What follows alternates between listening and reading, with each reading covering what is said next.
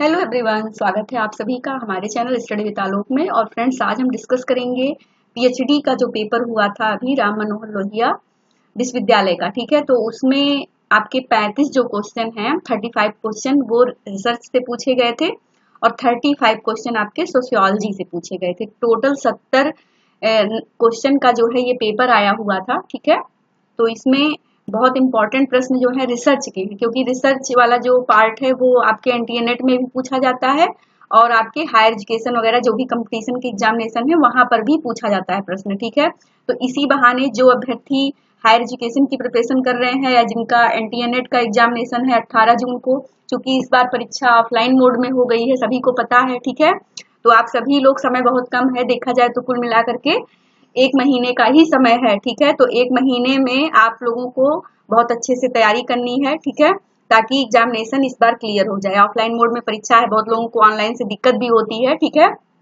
तो जो भी अभ्यर्थी लगातार लगे हुए थे 1-2 नंबर से जिनका रुक रहा था, वो पूरे निरंतरता के साथ में लग जाएं। ठीक है, पूरे निरंतरता के साथ में। और इसमें सबसे बड़ा जो बेनिफिट्स है, प्रीवियस ईयर पेपर वगैरह आप लोग देखना स्टार्ट कर दीजिए। ठीक है, देखिए जो अभी ये अवध का जो इस बार का जो पेपर हुआ है, अभी मैं आपको सॉल्व करवाऊंगी। यकीन मानिए कि 35 जो क्वेश्चन आपके सोशियोलॉजी वाले आए हुए हैं, आप देखेंगे कि उसमें में से 35 के 35 क्वेश्चन उसी प्रीवियस ईयर पेपर से जो पढ़ाए गए हैं या मतलब जो आए हुए हैं, कहीं ना कहीं चैनल पे हमने उसको सॉल्व किया है आप लोगों के साथ में। ठीक है, तो ऐसा कोई नहीं होगा जो 1-2 क्वेश्चन छोड़ करके जिसको रटा ना हो। ठीक है, तो अभी आप लोग हमारे साथ में उस पेपर को देखिएगा। इसीलिए मैं बार बार कहती हूँ कि जो भी लेक्चर्स या जो भी चीजें बनाई जाती हैं, जैसे बीच में हमने 1000 प्रश्नों की एक पीजीटी से इम्पोर्टेंट चीजें तैयार करवाई थी, बहुत लोगों ने उसको सुना भी था। ठीक है, तो ऐसे जो चीजें प्रोवाइड की जाती हैं उनको ध्यान से जरूर देखा करिए, क्योंकि वो कहीं ना कहीं परीक्षा में आ जाता है। ठीक है, कभी कभी पेपर थोड़ा सा डिफिकल्ट बनता है, लेकिन जब भी पेपर बन जाता है इजी या जो आया हुआ है, तो वहां पे आप बहुत बेहतर कर सकते हैं। तो आप जो है कुल मिलाकर के जो प्रीवियस ईयर पेपर है उसको अच्छे से एक बार लर्न कर लीजिए, ताकि वहां से गलती ना हो। देखिए, जब नए प्रश्न आएंगे तो सभी के गलत होंगे, ऐसा नहीं है। जब मान लीजिए कि कोई चीज नया कहीं से पूछ लेगा, तो अगर किसी को नहीं आता तो नहीं कोई सही कर पाएगा भाई। अब गेस वगैरह पे कोई कर लेता है, कोई किसी किसी का लक होता है, तो वो बात अलग होती है।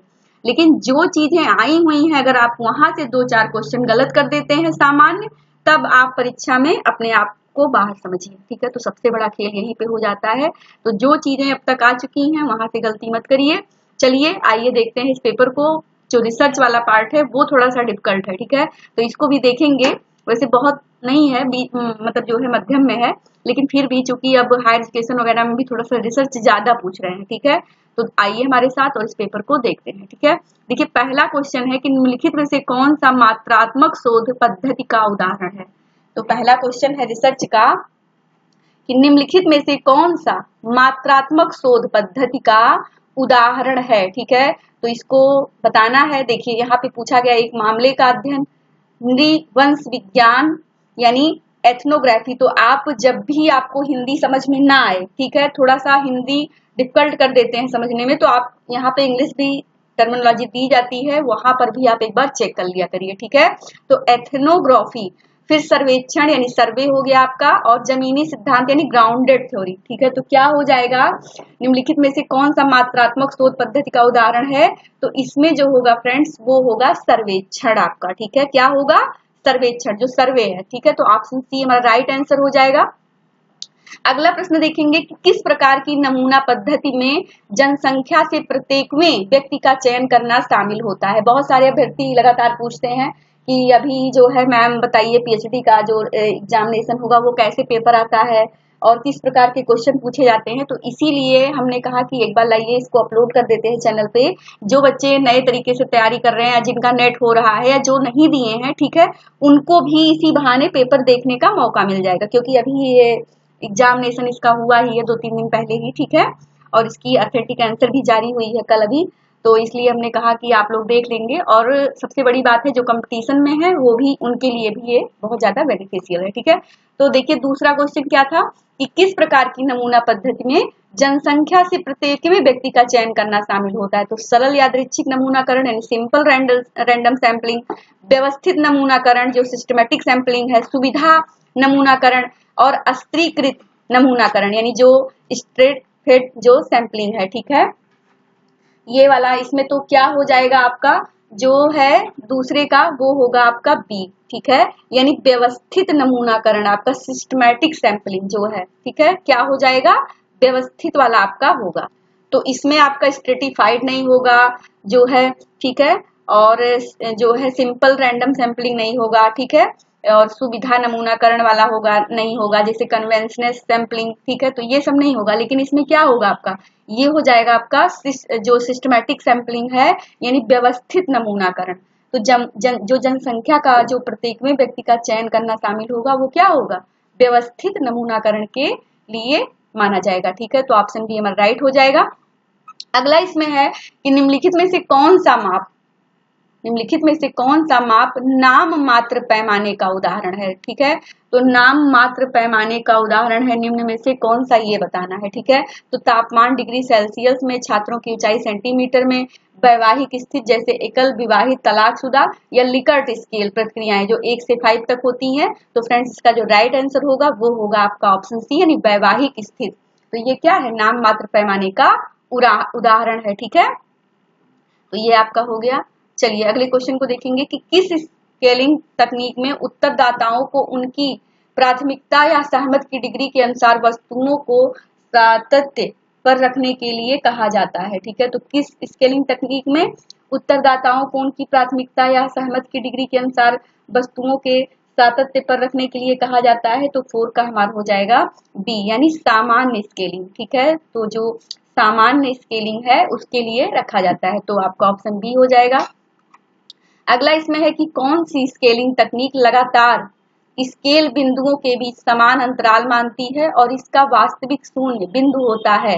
तो क्या होता है, इसका क्या होगा आंसर, 5 का हो जाएगा डी यानी अनुपात स्केलिंग, ठीक है। तो कौन सी स्केलिंग तकनीक लगातार स्केल बिंदुओं के बीच समान अंतराल मानती है और इसका वास्तविक शून्य क्या होता है, बिंदु होता है। तो इसमें क्या हो जाएगा, जो अनुपात स्केलिंग है, ठीक है। तो अनुपात स्केलिंग ऑप्शन डी हमारा करेक्ट हो जाएगा।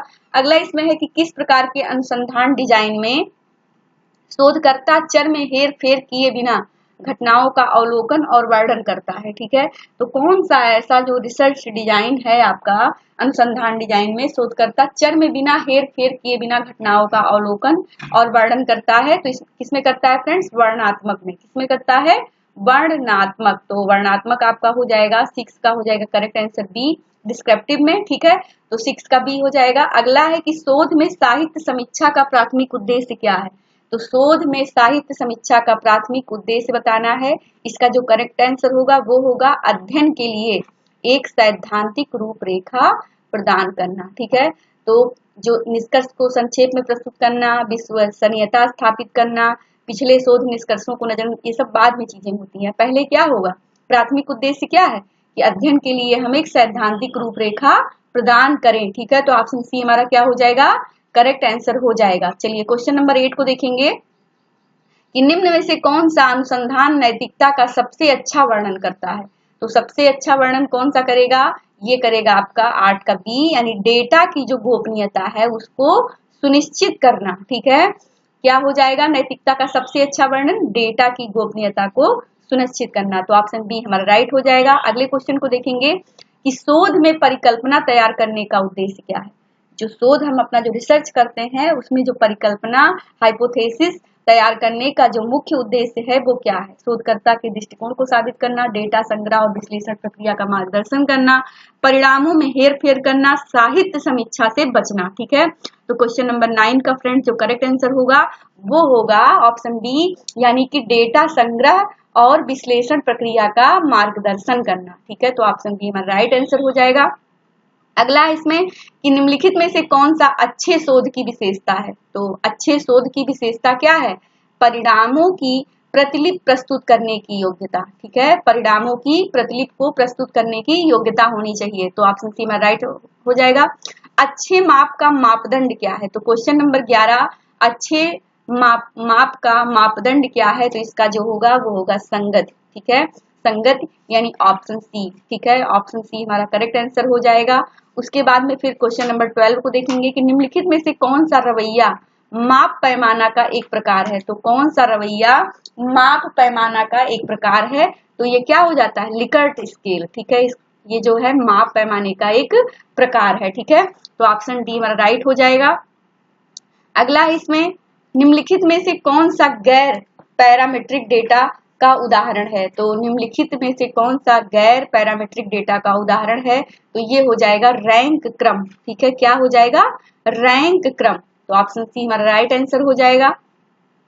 अगला है क्वेश्चन नंबर 14, डाटा प्रोसेसिंग में संपादन का उद्देश्य क्या होता है? ठीक है, तो जो डाटा प्रोसेसिंग है उसमें संपादन का जो उद्देश्य है वो क्या है? ठीक है, तो ये बताना है डेटा को श्रेणियों में व्यवस्थित करना, प्राथमिक डेटा एकत्र करना, डेटा और त्रुटियों में विसंगतियों को ठीक करना, डेटा को ग्राफिकल रूप में प्रस्तुत करना। तो क्वेश्चन 14 का जो करेक्ट आंसर होगा फ्रेंड्स वो होगा ऑप्शन सी, यानी डेटा में त्रुटियों और विसंगतियों को ठीक करना। ठीक है, तो ऑप्शन सी हमारा राइट आंसर हो जाएगा। क्वेश्चन नंबर 15 है कि डेटा विश्लेषण में कोडिंग में क्या शामिल होता है? ठीक है, तो डेटा विश्लेषण में कोडिंग में क्या शामिल है? तो इसका जो करेक्ट आंसर होगा फ्रेंड्स वो होगा 15 का ए, डेटा को श्रेणियों या समूहों में व्यवस्थित करना। तो ए हो जाएगा। अगला है इसमें कि डेटा विश्लेषण के संदर्भ में वर्गीकरण क्या है? तो डेटा विश्लेषण के संदर्भ में वर्गीकरण क्या है? इसका राइट आंसर क्या होगा ये बताना है। ठीक है, तो क्या होगा?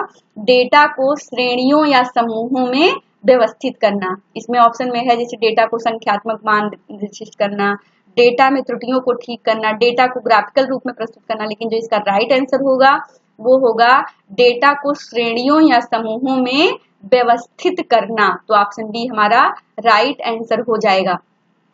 चलिए क्वेश्चन नंबर 17 को देखेंगे कि डेटा प्रस्तुत की किस विधि में डेटा को पंक्तियों और स्तंभों में व्यवस्थित करना शामिल है? तो क्वेश्चन नंबर 17 का जो राइट आंसर होगा वो होगा ऑप्शन बी, सारणीकरण। ठीक है, सारणीकरण इसका राइट आंसर हो जाएगा। डेटा प्रस्तुत की किस विधि में डेटा को पंक्तियों और स्तंभों में व्यवस्थित करना शामिल होता है? तो सारणीकरण में। ठीक है, एक शोध रिपोर्ट का उद्देश्य क्या है? तो एक शोध जो रिपोर्ट है उसका मुख्य उद्देश्य क्या है? तो अनुसंधान निष्कर्षों को संप्रेषित करना। ठीक है, जो अनुसंधान निष्कर्ष हैं उनको क्या है? संप्रेषित करना। तो ऑप्शन सी हमारा राइट आंसर हो जाएगा। अगला इसमें क्वेश्चन नंबर 19, शोध रिपोर्ट लिखने के किस चरण में निष्कर्षों की व्याख्या की जाती है? तो जो शोध रिपोर्ट लिखने के किस चरण में निष्कर्षों की व्याख्या की जाती है? तो परिचय में, कार्य प्रणाली में, परिणाम में या निष्कर्ष में? तो फ्रेंड्स को कब किया जाता है? परिणाम के समय। ठीक है, जो शोध रिपोर्ट लिखने के जो निष्कर्ष प्रस्तुत किए जाते हैं, निष्कर्षों की जो व्याख्या की जाती है वो उनके परिणाम यानी रिजल्ट में। ठीक है, तो ऑप्शन सी हमारा क्या हो जाएगा? राइट आंसर हो जाएगा।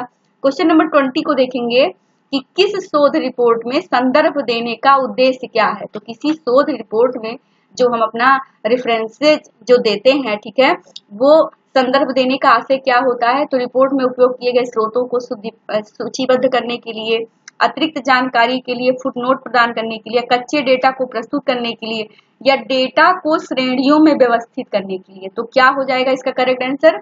इसका हो जाएगा ऑप्शन ए, यानी रिपोर्ट में उपयोग किए गए स्रोतों को सूचीबद्ध करने के लिए। ठीक है, यानी किसी शोध रिपोर्ट में संदर्भ देने का जो उद्देश्य है वो यही है कि रिपोर्ट में जो उपयोग किए गए स्रोत हैं उनको सूचीबद्ध करने के लिए। ठीक है, तो जो रेफरेंसिंग है वो इसीलिए रिसर्च रिपोर्ट में लगाई जाती है। ठीक है, चलिए अगले क्वेश्चन को देखेंगे कि कौन सी माइक्रोसॉफ्ट एक्सेल सुविधा आमतौर पर डेटा को सारणीबद्ध करने और सांख्यिकीय गणना करने के लिए उपयोग की जाती है? ठीक है, तो कौन सी ऐसी माइक्रोसॉफ्ट एक्सेल सुविधा है जो आमतौर पर डेटा को सारणीबद्ध करने और सांख्यिकीय गणना करने के लिए उपयोग की जाती है? तो अब ये बताना है, इसका जो करेक्ट आंसर होगा वो होगा पिवोट टेबल्स। ठीक है, तो पिवोट टेबल्स है, ऑप्शन ए हमारा राइट आंसर है। इंपॉर्टेंट क्वेश्चन सारे रिसर्च के हैं, आप लोग इसको अच्छे से एक बार देख लीजिएगा। ठीक है, हो सकता है कि कुछ क्वेश्चन यहाँ से आपको मिले और मिलेंगे ही, क्योंकि रिसर्च है, रिसर्च तो कॉमन है। ठीक है, फर्स्ट पेपर वगैरह में भी जो है जितने चाहे कोई भी उनका सब्जेक्ट हो अपना, लेकिन वहां पे तो रिसर्च के क्वेश्चन पूछे ही जाते हैं। ठीक है, तो इसलिए आप लोग एक बार इसको देख लीजिएगा, तैयार कर लीजिएगा। अगला क्वेश्चन है इसमें कि आमतौर पर संस्थाओं की श्रेणी के औसत की गणना करने के लिए किस फंक्शन का उपयोग किया जाता है? ठीक है, तो आमतौर पर संख्याओं की श्रेणी के औसत की गणना करने के लिए किस फंक्शन का उपयोग किया जाता है? तो मैक्स, मिन, सम, औसत। ठीक है, तो किसका किया जाता है फ्रेंड्स? किया जाता है डी यानी औसत का। ठीक है, तो हो जाएगा डी आपका करेक्ट आंसर। अगला इसमें है कि अनुसंधान में सांख्यिकीय विश्लेषण के लिए किस सॉफ्टवेयर एप्लीकेशन का व्यापक रूप से उपयोग किया जाता है?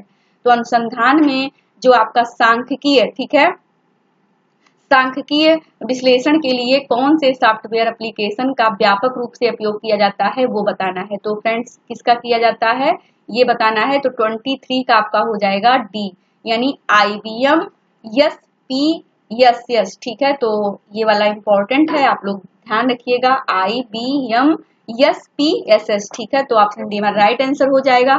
अगला इसमें है कि अनुसंधान में एस का प्राथमिक उद्देश्य क्या है? ठीक है, तो अब वही क्वेश्चन देखिए फिर से पूछ लिया है कि आपकी रिसर्च में जो है वो जो है एस का प्राथमिक उद्देश्य क्या है? ठीक है, तो 24 हमें बताना है। 24 का क्या हो जाएगा? Option B. ठीक है, डेटा विश्लेषण। ठीक है, डेटा विश्लेषण करना ये इसका प्राथमिक उद्देश्य है। अगला इसमें है कि कौन सी SPSS सुविधा आमतौर पर डेटा को ग्राफिक रूप से सारणीबद्ध और प्रस्तुत करने के लिए उपयोग की जाती है? तो कौन सी? Chart builder. ठीक है, चार्ट बिल्डर की जाती है। अगला क्वेश्चन है इसमें कि शोध में डेटा प्रतिनिधित्व, सारणीकरण और सांख्यिकीय गणना के लिए आमतौर पर कौन सा सॉफ्टवेयर उपयोग किया जाता है? तो कौन सा किया जाता है? Microsoft Excel. ठीक है, तो सी हो जाएगा आपका। अगला इसमें है कि व्यवसाय में अनुसंधान का क्या महत्व है? तो व्यवसाय में अनुसंधान का क्या महत्व है?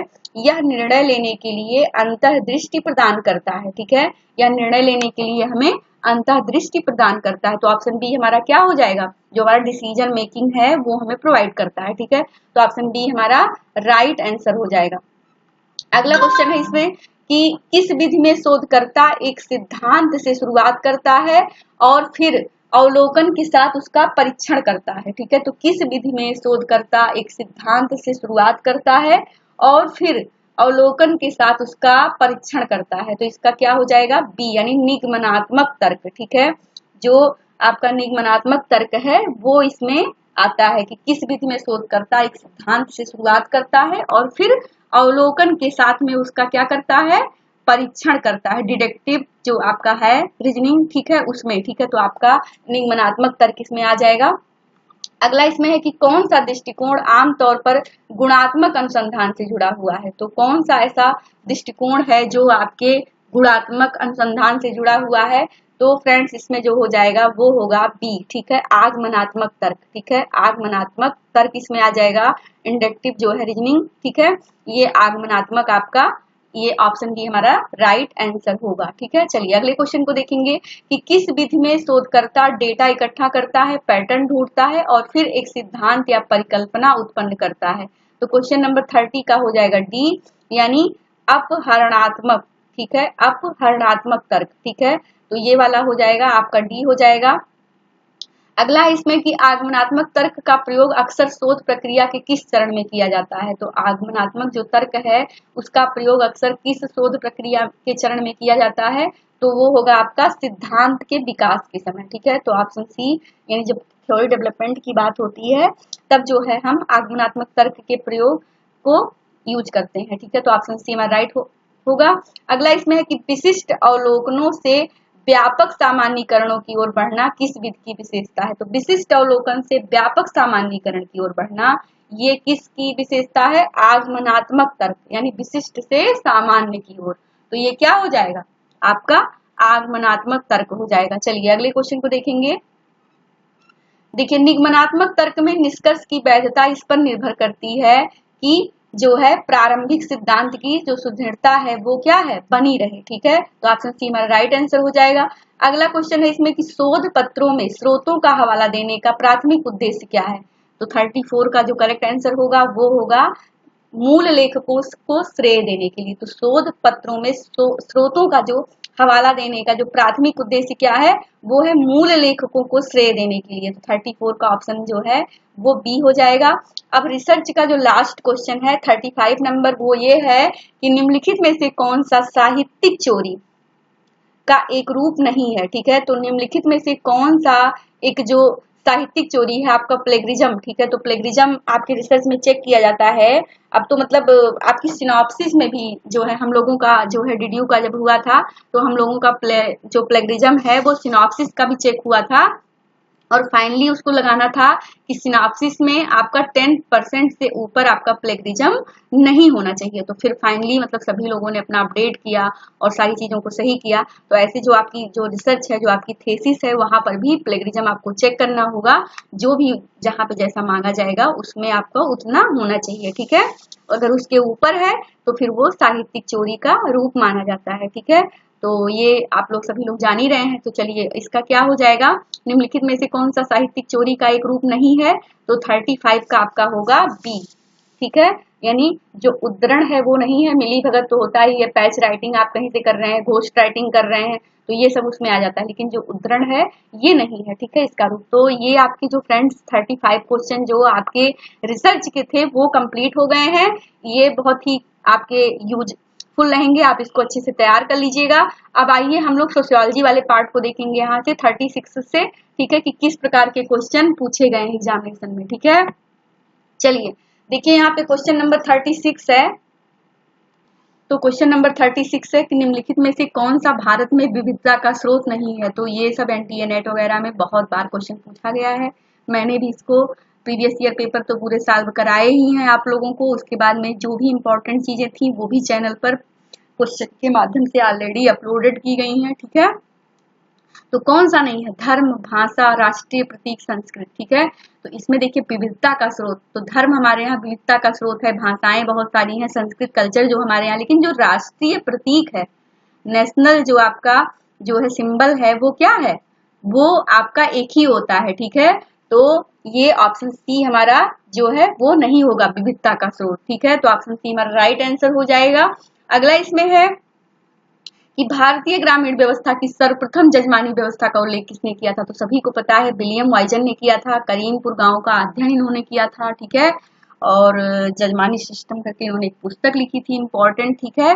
तो भारतीय ग्रामीण व्यवस्था की सर्वप्रथम जजमानी व्यवस्था का उल्लेख किसने किया था, विलियम वाइजर। तो बहुत बार ये question higher education, NTA NET, PGT में लगातार पूछा जाने वाला प्रश्न है, सभी को पता है।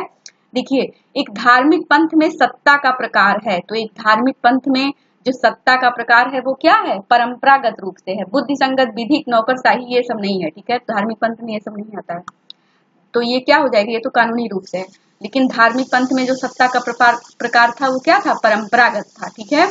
चलिए किसके अनुसार आत्मसात किए गए जो साझा मूल्य हैं किसी भी समाज के सामाजिक एकीकरण में निर्णायक भूमिका जो है निभाने वाले माने जाते हैं। तो ये किसने कहा था, टालकट पार्सन्स ने कहा था, ठीक है। ये आपके नेट में क्वेश्चन आया हुआ है, ठीक है। चलिए अगले क्वेश्चन को देखेंगे, किसकी रचनाओं में सामाजिक स्त्रीकरण के प्रकार्यात्मक सिद्धांत का प्रतिपादन किया गया था। बहुत बार पूछा गया है, डेविस योंग मूर का है। तो ऑप्शन सी हमारा राइट आंसर हो जाएगा। क्वेश्चन नंबर 41 है कि निम्नलिखित में से किसने कहा कि जो क्रांतियां हैं इतिहास का इंजन है। तो सभी को पता है कार्ल मार्क्स ने कहा था। ऑप्शन बी हमारा क्या होगा, करेक्ट आंसर हो जाएगा। अगला क्वेश्चन है कि किस आश्रम को धर्म, अर्थ, काम का संगम कहा गया।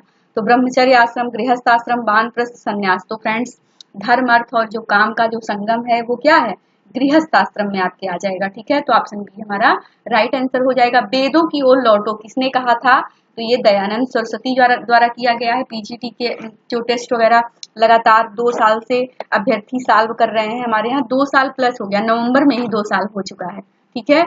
और अभी एग्जामिनेशन की कोई उम्मीद नहीं है, लेकिन लगातार टेस्ट वगैरह लगातार चलते ही रहते हैं, बहुत बार ये सब टेस्ट वगैरह करवाया गया है, ठीक है। तो वेदों की ओर लौटो किसने कहा था, दयानंद सरस्वती जी ने। तो ऑप्शन बी हमारा राइट आंसर हो जाएगा। अगला क्वेश्चन है कि इंडियन सोशियोलॉजिकल जो सोसाइटी की स्थापना किसने की थी। तो ये की थी फ्रेंड्स जो है जीएस घुरिये ने। किसने की थी, इंडियन सोशियोलॉजिकल सोसाइटी की स्थापना जीएस घुरिये द्वारा की गई थी। तो ऑप्शन सी हमारा राइट आंसर हो जाएगा। अगला इसमें कि भारतीय संदर्भ में वोट बैंक की परिकल्पना। तो 2019 वगैरह का जो नेट का एग्जामिनेशन हुआ था, पीजीटी में भी ये क्वेश्चन पूछा गया था, एमएन श्रीनिवास, ठीक है। तो ऑप्शन बी हमारा राइट आंसर हो जाएगा। किसने कहा कि जाति मूलतः एक मानसिक दशा है। ये भी प्रीवियस ईयर में आया हुआ क्वेश्चन है। किसने कहा है, बी आर अम्बेडकर, ठीक है। तो 46 का आपका डी हो जाएगा। अगला इसमें है कि ल्यू ड्यूमा ने जाति को निम्नलिखित में से किस आधार पर संप्रतिकृत किया। तो किस आधार पर किया था इन्होंने, पवित्र एवं अपवित्र का द्वंद्वात्मक विरोध। ठीक है, तो 47 का आपका सी हो जाएगा। अगला है जो आपका संपूर्णानंद आश्रम, पीजीटी में कई बार क्वेश्चन पूछा गया है। निम्नलिखित में से किससे संबंध है, बॉस्टल स्कूल, खुला बंदी गृह, बंद बंदी गृह या प्रतिक्षेपम गृह। ठीक है, तो 48 का आपका हो जाएगा खुला यानी ओपन जेल है संपूर्णानंद आश्रम। ठीक है, उत्तर प्रदेश में ही मोस्ट इंपॉर्टेंट, कई बार एग्जामिनेशन में पूछा गया, आगे भी पूछा जाएगा। जो नए एस्पिरेंट्स होंगे वो इन सब प्रकार के क्वेश्चन को अच्छे से लर्न कर लेंगे। ठीक है, देखिए सामाजिक दूरी का पैमाना इसका है, इतनी बार इसको चैनल पर बताया गया है। सामाजिक दूरी का पैमाना बोगार्डस, सामाजिक नीति का पैमाना जेएल मोरेनो की पुस्तक हु शैल सर्वाइव। ठीक है, तो ये सब चीजें बहुत बार बताई गई हैं और सारे अभ्यर्थी जो पेपर दिए थे ये पूरा क्वेश्चन सही किए हुए हैं। मान के चलिए कि फीडबैक लिया मैंने तो 35 में 32-33 क्वेश्चन लोगों ने सही किया। एक दो क्वेश्चन गलत हो जाता है, ये ह्यूमन एरर होता है लोगों से, लेकिन फिर भी बहुत अच्छा लोगों ने किया हुआ है। ठीक है, जो लगातार सॉल्व कर रहे थे। तो सामाजिक दूरी का पैमाना किसका है, बोगार्डस का, तो आपका ए हो गया। अगला इसमें है कि वर्ण व्यवस्था का प्रथम उल्लेख होता है, तो ये सभी को पता है ऋग्वेद में। ठीक है, बहुत बार क्वेश्चन आया हुआ है। देखिए अनुसंधान प्रविधि के बारे में कौन सी पुस्तक इमाइल दुर्खीम द्वारा लिखी गई है जिसे एक प्रारंभिक कार्य माना जाता है। तो methods in social research, research methodology in social sciences, research methods in social relations और the rules of sociological method. तो ये इमाइल दुर्खीम जी की पुस्तक थी। ठीक है, और इसी में इन्होंने अपना रिसर्च से संबंधित जो है वर्क किया हुआ था। तो ऑप्शन डी हमारा राइट आंसर हो जाएगा।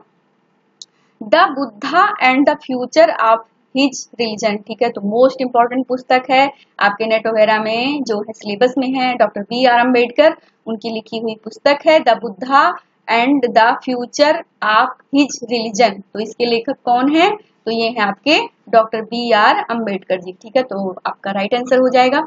यह किसने कहा कि जो सामाजिक संरचना में व्यक्ति के साथ सभी सामाजिक संबंध वास्तव में क्या होता है, यथार्थ संबंध होता है। मोस्ट इंपॉर्टेंट प्रश्न है, आप लोग इसको लर्न करके रखिएगा। ठीक है, कि किसने माना कि सामाजिक संरचना में जो व्यक्ति के साथ सभी सामाजिक संबंध हैं वो वास्तव में क्या है, यथार्थ संबंध है। ठीक है, एक्चुअली रियल रिलेशंस। ठीक है, तो किसने कहा, मर्टन, ब्राउन, जिन्सबर्ग या टालकट पार्सन। तो फ्रेंड्स जो ये बात कही थी वो किसने कही थी, A.R. रेडक्लिफ ब्राउन महोदय ने। तो ऑप्शन बी में राइट आंसर हो जाएगा। अगला इसमें है कि किसने कहा था कि एकल विवाह प्रादुर्भाव पुरुषों और महिलाओं को वैवाहिक बंधन में बांधने के लिए नहीं बल्कि निजी संपत्ति की रचना के लिए हुआ था। ठीक है, तो 54 को किसने कहा था, ये कहा था फ्रेडरिक एंजल्स। ठीक है, फ्रेडरिक एंजल्स कार्ल मार्क्स के मित्र थे। ठीक है, इन्होंने ये बात कही हुई थी, फ्रेडरिक एंजल्स। ठीक है, स्वतंत्र भारत के विकास में किस मॉडल का अनुसरण किया गया है, ये भी आया हुआ है, मिश्रित अर्थव्यवस्था। ठीक है, तो ऑप्शन सी हमारे स्वतंत्र भारत में किस प्रकार का मॉडल अनुसरण किया गया है, तो ये है मिश्रित अर्थव्यवस्था हमारे यहाँ। देखिए अगला क्वेश्चन है कि वह कौन प्रथम समाजशास्त्री थे जिसने स्वैत वसन अपराध का सुव्यवस्थित रूप से अध्ययन किया। तो सभी को पता है सदरलैंड। ठीक है, किसने किया था, सदरलैंड महोदय ने। ऑप्शन सी हमारा राइट आंसर हो जाएगा। अगला है कि निम्नलिखित में से कौन सा परिप्रेक्ष्य समाज के सदस्यों द्वारा अपने दिन प्रतिदिन के जीवन का अर्थ समझने के लिए प्रयुक्त पद्धतियों पर स्थान केंद्रित करता है। तो कौन करता है, एथनोमेथोडोलॉजी, फेनोमेनोलॉजी, जो सिंबॉलिक इंटरनिज्म है, या आपका जो बिहेवियरिज्म है। ठीक है, व्यवहारवाद। तो फ्रेंड्स इसमें जो आपका जो करेक्ट आंसर होगा वो हो जाएगा प्रघटना विज्ञान, जिसको कहते हैं फेनोमेनोलॉजी। ठीक है, तो फेनोमेनोलॉजी यानी दिन प्रतिदिन के जीवन का अर्थ समझने के लिए प्रयुक्त पद्धतियों पर हम क्या करते हैं, ये ध्यान केंद्रित करते हैं। ठीक है, तो हमारा प्रघटना विज्ञान यानी फेनोमेनोलॉजी ऑप्शन 1 हमारा क्या हो जाएगा, करेक्ट आंसर हो जाएगा, जिसके जो प्रणेता थे वो श्रुट्ज महोदय थे। ठीक है, समाजशास्त्री। तो आप ध्यान रखिएगा, ऑप्शन ए हमारा राइट आंसर हो जाएगा। अगला है इसमें कि गॉफमैन की कृति जो थी presentation of self in everyday life, किसकी पुस्तक है, जो है presentation of self in everyday life, यही पुस्तक का नाम ही पूछ लिया जाता है। तो गॉफमैन की पुस्तक है कि इसका जो केंद्रीय परिप्रेक्ष्य था वो क्या है। ठीक है, तो नाट्यकला, प्रघटना विज्ञान, जो प्रतीकात्मक अंतःक्रियावाद है या नौ प्रकारवाद है। तो इसमें जो है ये फ्रेंड्स क्या हो जाएगा, नाट्यकला। ठीक है, ड्रामेटोलॉजी। ठीक है, तो ये आपका हो जाएगा नाट्यकला, ऑप्शन ए हमारा करेक्ट आंसर हो जाएगा ड्रामेटोलॉजी। और इसमें और आपका जो है अगला क्वेश्चन है कि निम्नलिखित में से कौन मिथक की संरचना के अध्ययन से संबंधित है। ठीक है, तो निम्नलिखित में से कौन मिथक की संरचना, तो सभी को पता है लेवी स्ट्रास। ठीक है, तो ऑप्शन ए हमारा राइट आंसर हो जाएगा। जो है लेवी स्ट्रास ने क्या कहा था, मिथक की संरचना के अध्ययन से संबंधित है। ठीक है, तो 59 का हमारा क्या हो जाएगा, ए। अगला इसमें है कि 60 नंबर की निम्नलिखित में से किसने यह तर्क दिया कि जो व्यक्ति उपयुक्त नहीं स्थापित हो सके वे आगे बढ़ने के भी क्या है, पात्र नहीं है। तो सर्वाइवल ऑफ द फिटेस्ट ये किसने कहा था, हर्बर्ट स्पेंसर महोदय। तो ऑप्शन बी हमारा राइट आंसर हो जाएगा।